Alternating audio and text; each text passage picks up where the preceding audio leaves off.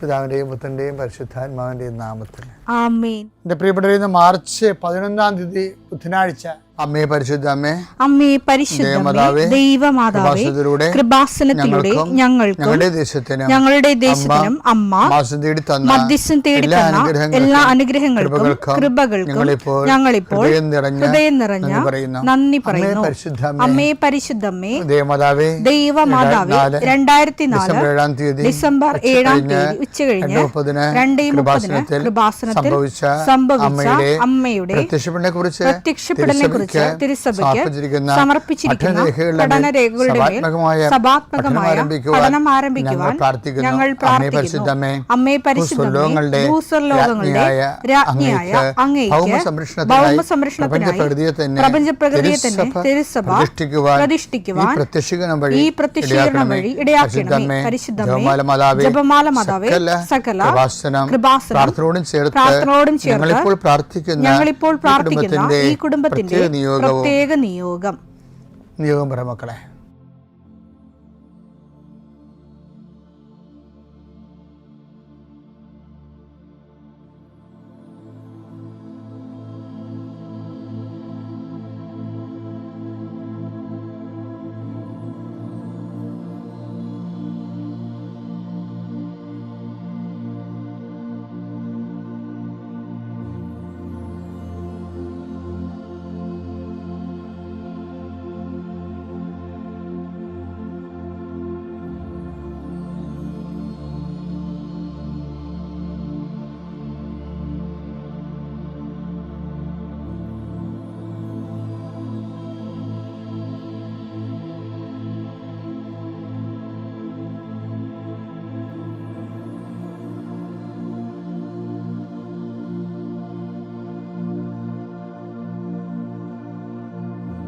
അമ്മയുടെ പ്രത്യക്ഷീകരണത്തിന്റെ ഈ അനുഗ്രഹവേളയിൽ ഞങ്ങൾക്ക് സാധിച്ചു തരുവാൻ കനിയണമേ.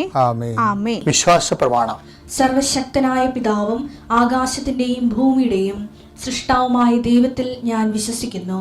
അവിടുത്തെ ഏകപുത്രനും ഞങ്ങളുടെ കർത്താവുമായ ഈശോമിശിഹായിലും ഞാൻ വിശ്വസിക്കുന്നു.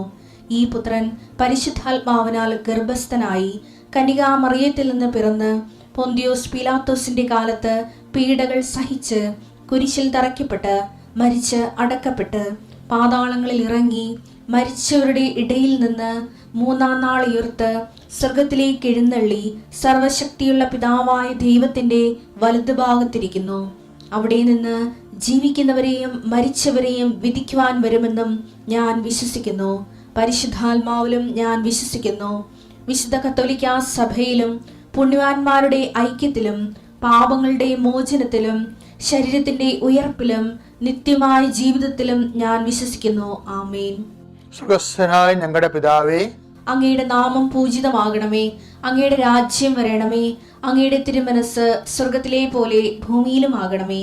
അന്നു വേണ്ടുന്ന ആഹാരം ഇന്ന് ഞങ്ങൾക്ക് തരണമേ. ഞങ്ങളോട് തെറ്റ് ചെയ്യുന്നവരോട് ഞങ്ങൾ ക്ഷമിക്കുന്നത് പോലെ ഞങ്ങളുടെ തെറ്റുകൾ ഞങ്ങളോടും ക്ഷമിക്കണമേ. ഞങ്ങളെ പ്രലോഭനത്തിൽ ഉൾപ്പെടുത്തരുതേ, തിന്മയിൽ ഞങ്ങൾ രക്ഷിക്കണമേ. ആമേൻ. നന്മ നിറഞ്ഞ മറിയമേ, സ്വസ്തി. കർത്താവ് അങ്ങയുടെ കൂടെ സ്ത്രീകളിൽ അങ്ങ് അനുഗ്രഹിക്കപ്പെട്ടവളാകുന്നു. അങ്ങയുടെ ഉദരത്തിൻ ഫലമായി ഈശോ അനുഗ്രഹിക്കപ്പെട്ടവനാകുന്നു.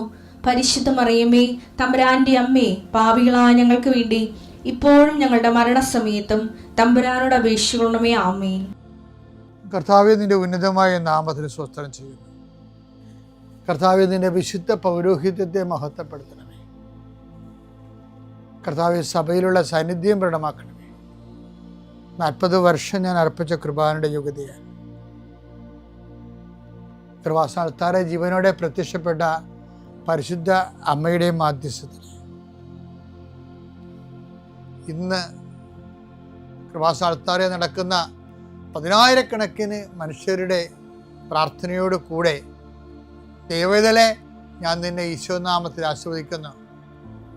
ജോലി നഷ്ടപ്പെട്ടവരെ, വിസ പ്രോസസ് ചെയ്യാത്തവരെ, വിസ നഷ്ടപ്പെട്ടവരെ, വിസ തീർന്നു പോയവരെ, വിദേശ ജോലിക്ക് വേണ്ടി ശ്രമിക്കുന്നവർ, അതിനുവേണ്ടിയുള്ള ഒരുക്കങ്ങൾ പൂർത്തിയാക്കിക്കൊണ്ടിരിക്കുന്നവർ, ഇടയ്ക്ക് വെച്ച് ആ ഫയൽ ക്ലോസ് ചെയ്തിരിക്കുന്നവർ, പെൻഡിങ് ആയിരിക്കുന്നവർ, വിവാഹം ഒത്തുവരാത്തവർ, ഒത്തുവന്ന വിവാഹം നഷ്ടപ്പെട്ടു പോയതിൻ്റെ വേദന ഉള്ളവർ, മക്കളില്ലാത്തവരെ, മക്കൾക്ക് വേണ്ടി ഇപ്പോൾ പ്രഗ്നൻ്റ് ആയിരിക്കുന്നതും അതേസമയം തന്നെ എന്തെങ്കിലും മെഡിക്കലായിട്ടുള്ള കുഴപ്പങ്ങളുള്ളത് വേദനിച്ചിരിക്കുന്നവർ, അവരെല്ലാം അമ്മയുടെ മധ്യസ്ഥത്തിൽ ഈശോ നാമത്തെ ആസ്വദിക്കുന്നു. ഭവനരഹിതർ, വീടില്ലാത്തൊരു, സ്ഥലമില്ലാത്തൊരു, വഴിയില്ലാത്തൊരു വീട് വിൽക്കാൻ ആഗ്രഹിക്കുന്നവരെ, എടുത്ത് മറ്റു സ്ഥലങ്ങളിലേക്ക് പോയി താമസിക്കാൻ ആഗ്രഹിക്കുന്നവർ, അവിടെ നിലവിലുള്ള ദോഷങ്ങളെ ഈശോനാമത്തിൽ ബന്ധിക്കുന്നു. വിവാഹം ഒത്തുവരാൻ പോകുന്നു, അത് നടത്തിക്കൊണ്ടു പോകാനുള്ള പണമില്ല, അത് നടത്തിക്കൊണ്ടു പോകാനുള്ള, വിവാഹം നടത്താനാണില്ല, അപ്പനില്ല, അമ്മയില്ല, സഹോദരങ്ങളില്ല, ഉള്ളവർ തന്നെ വിവാഹം നടക്കരുതെന്ന് ആഗ്രഹിക്കുന്ന ഒറ്റപ്പെട്ടു പോണ ജന്മങ്ങൾ, മാതാവേ ആ വിഷയം ഏറ്റെടുത്തുകൊണ്ട് അമ്മ ഈസ്റ്റർ കഴിയുമ്പോൾ അത് നടത്തി കൊടുക്കാൻ ഇടയാക്കണം പ്രാർത്ഥിക്കുന്നു. എൻ്റെ കർത്താവിന് ഉന്നതമായ നാമത്തിൽ വെള്ളമില്ലാത്തവർ, ഒത്തിരിയേറെ കുഴൽക്കിണർ കുത്തിയിട്ടും ഒത്തിരി ആഴത്തിൽ കുത്തിയിട്ടും പണം നഷ്ടപ്പെട്ടിട്ടും വെള്ളം കാണാത്തൊരു, ആ സ്ഥലം വിൽക്കാൻ പറ്റണില്ല, അവിടെ ജീവിക്കാൻ പറ്റാത്ത വിഷയത്തിലുള്ള എല്ലാ മക്കളെയും കർത്താവിൻ്റെ നാമത്തിൽ ആശീർവദിക്കുന്നു. വീട് പണി തുടങ്ങാൻ പോകുന്നവർ, വീട് പൂർത്തിയാക്കാൻ പോകുന്നവർ, വീട് പരവാസത്തിൽ ആചരിക്കാൻ പോകുന്നവർ, അതിന് സാമ്പത്തിക കടങ്ങളുള്ളവർ, ലോൺ പാസ്സാകാത്തവർ, ലോൺ പ്രോസസ്സിലിരിക്കുന്നവർ, സിവിൽ നോട്ട് കുറവുള്ളവർ, പോയിൻ്റ് കുറവുള്ളവർ, ആ മേഖലകളിലെല്ലാം കർത്താവ് അവിടെ കഴിവിനേക്കാൾ ഉപരി ദൈവത്തിൻ്റെ കൃപ കൊണ്ട് ആ വിഷയത്തിൽ ദൈവ തീരുമാനം ഉണ്ടാകാൻ ഇടയാക്കണമേ. എൻ്റെ കർത്താവിന് ഉന്നതമായ നാമത്തിൽ ഏതെല്ലാം വിഷയങ്ങൾ വിട്ടുപോയിട്ടുണ്ടെങ്കിൽ അങ്ങയുടെ മക്കളതെല്ലാം മനസ്സിൽ ഓർക്കുന്ന ഈ സമയത്ത് ഞാൻ അതിനെക്കൂടി അഡ്രസ്സ് ചെയ്തുകൊണ്ട് ഈശോയുടെ നാമത്തിൽ ആശീർവദിക്കുന്നു. നിത്യം പിതാവും പുത്രനും പരിശുദ്ധാത്മാവിനെ നീക്കുവാമേ. എൻ്റെ പ്രിയപ്പെട്ടവരെ, നമ്മൾ ധൂർത്തപുത്രൻ്റെ പുനർവായനയാണ്. ഇന്നത്തെ ഈ ധൂർത്തപുത്രൻ തിരിച്ചു വരുമ്പോൾ ഒരു ട്രാജഡി നടക്കുന്നുണ്ട്. അത് നിങ്ങൾ അക്സെപ്റ്റ് ചെയ്യാൻ തയ്യാറായിരിക്കണം. അവൻ ദുരഭിമാനം പോലും ഇല്ലാതെ തിരിച്ചു വരുന്നുണ്ട്. പക്ഷേ ആ തിരിച്ചു വരവിൻ്റെ അകത്തും നമ്മളത് ശരിക്കും വായിച്ചാൽ ഒരു ശോകം ഉണ്ടതിൻ്റെ അകത്ത്. കാര്യം, ഇവൻ ഒത്തിരി കാര്യങ്ങൾ അപ്പനോട് പറയുന്നുണ്ട്. അപ്പൻ അവനെ കെട്ടിപ്പിടിച്ച് ആശ്ലേഷിക്കുന്നുണ്ട്. പക്ഷേ അപ്പനൊരു വാക്ക് അവനോട് പറയണില്ല. പശ്ചാത്താപത്തിൻ്റെ കുറേ നാളത്തേക്ക് നമുക്ക് ദൈവത്തിൽ നിന്നൊരു വാക്കൊന്നും കിട്ടിയെന്ന് വരികയില്ല. പ്രാർത്ഥിക്കാനുള്ള രരുപിയ പ്രാർത്ഥനയ്ക്ക് ഉത്തരവൊന്നും കിട്ടിയെന്ന് വരികയില്ല. അപ്പം നിങ്ങൾ ഓർക്കും, പശ്ചാത്തപിച്ചുകൊണ്ടും പ്രത്യേകിച്ച് പ്രയോജനം തോന്നിപ്പോകുന്ന കുറേ മാസങ്ങളുണ്ടാവും. അപ്പോൾ ഇത് ഓർത്താൽ മതി. അത് അപ്പം മാത്രമുള്ള ആ ഒരു കാലഘട്ടത്തെ, ആ വന്ന മുഹൂർത്തത്തിൻ്റെ മാത്രം ഒരു പ്രത്യേകതയായിട്ട് കരുതിയാൽ മതി. പിന്നീട് നീ പശ്ചാത്താപം ചെയ്ത് അത് റീഫണ്ടായി നിൻ്റെ വരവ് സത്യസന്ധമാണെന്ന് ദൈവത്തിന് തോന്നിയാൽ ദൈവം കമ്മ്യൂണിക്കേഷൻ സ്റ്റാർട്ട് ചെയ്യും. പക്ഷെ പ്രഥമ ദൃഷ്ടിയാ ചിലപ്പോൾ കമ്മ്യൂണിക്കേഷൻ സ്റ്റാർട്ട് ചെയ്യത്തില്ല.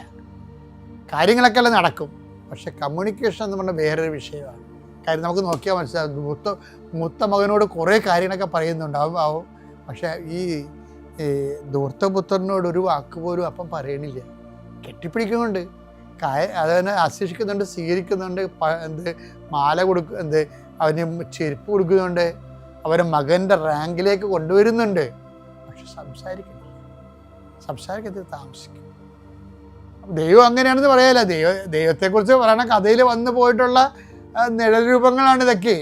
സംസാരിക്കാത്ത മൂകനായ അപ്പൻ, അത് നിസ്സാരമായിട്ട് കണക്കാക്കാൻ പറ്റത്തില്ല. അത് പശ്ചാത്താപത്തിൻ്റെ കുറേ കാലങ്ങളിൽ ദൈവമായിട്ട് നമുക്ക് കമ്മ്യൂണിക്കേഷൻസ്, ദൈവം ഇങ്ങോട്ട് കമ്മ്യൂണിക്കേറ്റ് ചെയ്യണമെന്ന് നമ്മൾ ധരിക്കരുത്. അപ്പോൾ വന്നതല്ലേ ഉള്ളൂ. അവൻ്റെ പശ്ചാത്താപം സത്യസന്ധമാണ് ദൈവം തോന്നിക്കഴിഞ്ഞാൽ കട്ട് ചെയ്ത് കമ്മ്യൂണിക്കേഷൻ സ്റ്റാർട്ട് ചെയ്യും. മകൻ പറഞ്ഞു, മകൻ, ഇളയ മകൻ്റെ കാര്യം പറയാം. പിതാവേ, സ്വർഗത്തിനെതിരായും നിന്റെ മുമ്പിലും ഞാൻ പാപം ചെയ്തു. നിന്റെ പുത്രൻ എന്ന് വിളിക്കപ്പെടാൻ ഞാൻ ഇനി യോഗ്യനല്ല. പിതാവാകട്ടെ തന്റെ ദാസരോട് പറഞ്ഞു. ഉടനെ മേൽത്തരം വസ്ത്രം കൊണ്ടുവന്ന് ഇവനെ ധരിപ്പിക്കുവിൻ. ഇവന്റെ കയ്യിൽ മോതിരവും കാലിൽ ചെരുപ്പും അണിയിക്കുവിൻ. കൊഴുത്ത കാളക്കുട്ടിയെ കൊണ്ടുവന്ന് കൊല്ലുവിൻ. നമുക്ക് ഭക്ഷിച്ച് ആഹ്ലാദിക്കാം. എന്റെ ഈ മകൻ മൃതനായിരുന്നു, അവനിതാ വീണ്ടും ജീവിക്കുന്നു. അവൻ നഷ്ടപ്പെട്ടിരുന്നു, ഇപ്പോൾ വീണ്ടും കിട്ടിയിരിക്കുന്നു. അവർ ആഹ്ലാദിക്കാൻ തുടങ്ങി. ഇതാണ് സംഭവം. ഇതിനകത്ത് ഡയലോഗില്ല. ആർക്ക് ഡയലോഗില്ല? അപ്പൻ മൂത്ത മകനോട് അപ്പൻ കമ്മ്യൂണിക്കേഷൻ ഇല്ല. നോക്കിയാൽ മതി. ഞാനിങ്ങനെ ഒത്തിരി ആൾക്കാരോട് കൗൺസിലിംഗ് ചെയ്യുമ്പോഴേ ചില ആൾക്കാർ എത്രയോ വർഷങ്ങൾ ധ്യാനിപ്പിക്കുന്നത്, എത്രയോ ആയിരങ്ങൾ ധ്യാനിപ്പിച്ചിട്ടുണ്ട്, എത്രയോ പേരുടെ മാനസാന്തര വേല എടുത്തിട്ടുണ്ട്. അപ്പോൾ അതെല്ലാം നമുക്ക് മനസ്സിലാക്കുമ്പോൾ ഈ ഒരു കാര്യം സിറ്റുവേഷൻ കറക്റ്റാണത്. ആ മാനസാന്തരത്തിൻ്റെ ആദ്യ കാലങ്ങളിൽ കമ്മ്യൂണിക്കേഷൻ ഇല്ല. നമുക്ക് പ്രാർത്ഥിക്കാൻ കുറവായിരിക്കും, ചിലപ്പോൾ നമുക്ക് പ്രാർത്ഥനയ്ക്ക് ഉത്തരം ചിലപ്പോൾ മെയിൻ്റെനൻസ് നടക്കും, എല്ലാ കാര്യങ്ങളും നടന്നു പോകും. ഞാൻ കെട്ടിപ്പിടിക്കുന്നുണ്ടെന്നൊക്കെ പറഞ്ഞില്ലേ, അപ്പം അവനെ കെട്ടിപ്പിടിക്കുന്നുണ്ട്, അവന് മോതിരം കൊടുക്കുന്നുണ്ട്, അവന് ചെരുപ്പ് കൊടുക്കുന്നുണ്ട്, റാങ്കരെ കൊണ്ടുവന്നുണ്ട്, പക്ഷേ നോ ഡയലോഗ്.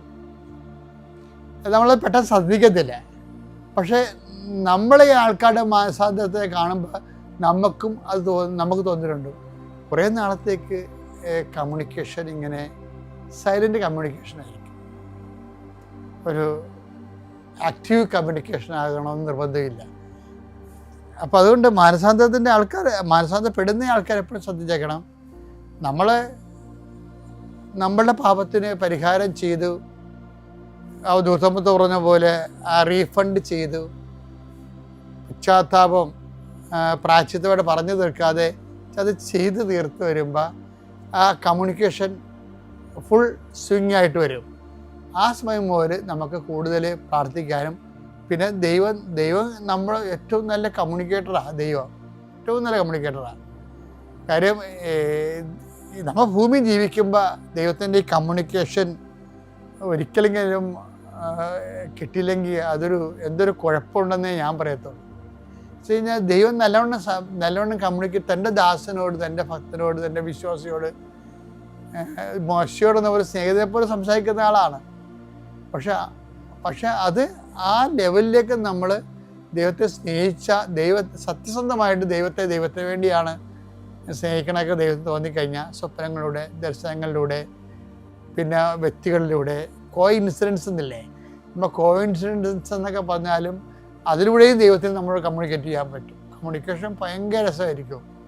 അപ്പം നമ്മളെപ്പോഴും ഓർക്കേണ്ടത് ദൈവമായിട്ട് ഈ ഒരു കാലത്ത് നല്ല റിലേഷൻസിലേക്ക് വരാൻ വേണ്ടി, നല്ല ഫുൾ സ്വിങ് കമ്മ്യൂണിക്കേഷനിലേക്ക് വരാൻ വേണ്ടി പ്രത്യേകം സത്യസന്ധമായി സുവിശേഷവിഹിതമായി സാക്ഷ്യത്തോടെ ദൈവത്തിന് വേണ്ടി, അല്ല ദൈവത്തിൻ്റെ ആനുകൂല്യത്തിന് വേണ്ടിയുള്ളതിനേക്കാളുപരി ദൈവത്തിന് വേണ്ടി. ദൈവത്തിന് ഭയങ്കര സങ്കടമായിരിക്കുമേ എപ്പോഴും. എന്ന് വെച്ചാൽ ഈ മനുഷ്യന്മാരെല്ലാം സ്നേഹിക്കണത് വയറ്റിപ്പിഴപ്പിന് വേണ്ടിയാണ് ദൈവത്തിന് അറിയുക. അതാണ് ദൈവത്തിൻ്റെ സങ്കടമെന്ന് എനിക്ക് പലപ്പോഴും തോന്നിയിരിക്കുന്നത്. പക്ഷെ ദൈവത്തിന് വേണ്ടി സ്നേഹിക്കാൻ തുടങ്ങിക്കഴിഞ്ഞാൽ നീ തന്നതും തരാത്തതും ഞാൻ അളന്നും തൂക്കി നോക്കാതെ എനിക്ക് നീയാണെന്ന് പറയത്തില്ലേ, അങ്ങനെയൊക്കെ പറഞ്ഞൊരാളാണ് ഈ പത്രോസൊക്കെ ഈ ഹൃദയം തുറന്നാണ് ഈശോ ഇൻട്രാക്ട് ചെയ്യുന്നത്. ഹൃദയം തുറന്നാണ്. കാരണം അവരോടൊക്കെ ഹൃദയം തുറന്ന് സംസാരിക്കാനുള്ള തുറവി, ദൈവത്തിൻ്റെ റിസർവ്ഡ്നെസ് പോകണമെന്നുണ്ടെങ്കിൽ ദൈവം ഇങ്ങനെ ഒരു റിസർവറിൽ വരാൻ കാരണം വെച്ച് കഴിഞ്ഞാൽ നമ്മൾ കമ്മ്യൂണിക്കേഷൻ ചെയ്യാൻ പറ്റിയ ആളല്ലാത്ത കൊണ്ടാണ്. അതാണ് വരുന്നതിന് വിഷയം അങ്ങനെ വരുന്നത്. അത് ഈ മുൻപ് കാലത്ത് ആ ഒരു അമിക്കബിലിറ്റി, അനുരഞ്ജനം ഉണ്ടാകാൻ വേണ്ടി പ്രത്യേകം ശ്രദ്ധിക്കണം.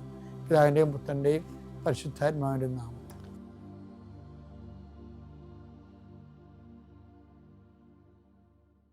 അത്യപൂർവ ദൈവാനുഭവങ്ങൾ ഇനി നിങ്ങൾക്കും സ്വന്തം.